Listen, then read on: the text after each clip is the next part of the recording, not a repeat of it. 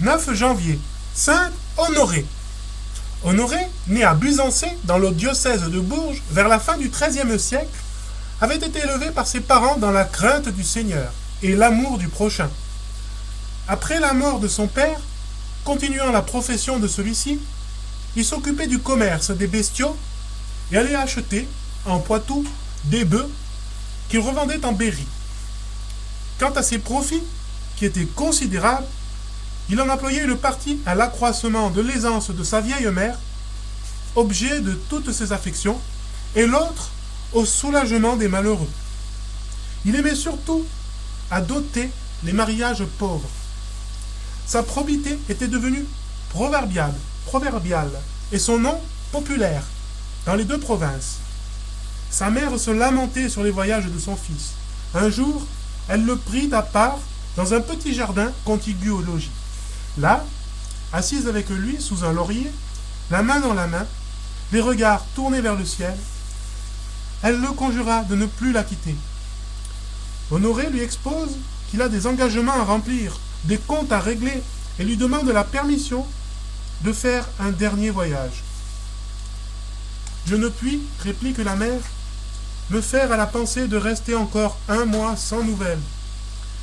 Chère mère, reprit Honoré, en montrant l'arbre sous lequel ils étaient placés.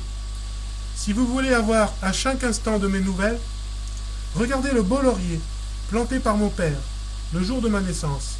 Son état vous indiquera le mien. Ne m'avez-vous pas raconté vous-même que durant une grosse maladie de mon enfance, il se mit à jaunir et à languir, et qu'il reverdit dès que je revins à la santé?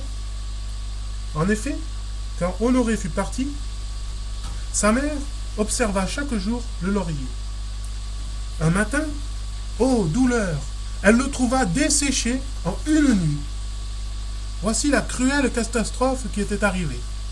Un jour, Honoré découvrit dans son troupeau une génisse qui ne lui appartenait pas. C'étaient ses domestiques qui l'avaient dérobée. Il leur ordonna de la restituer sur le champ. Ceux-ci, furieux de se voir découverts et craignant les suites de leur délit, profitèrent du moment où leur maître se penchait au bord d'une fontaine pour apaiser sa soif et l'assassinèrent lâchement. C'est ainsi qu'Honoré, après une vie consacrée tout entière aux œuvres de la charité, succomba martyr de la justice. De nombreux miracles répandirent la renommée de sa sainteté. Dans l'église de Thézenay, diocèse de Poitiers, existe encore la tête et une partie du vêtement du saint. Son corps, qui se conservait à Buzancé, a été détruit par l'impiété des calvinistes en 1562. Saint Honoré fut canonisé par Eugène IV en 1444.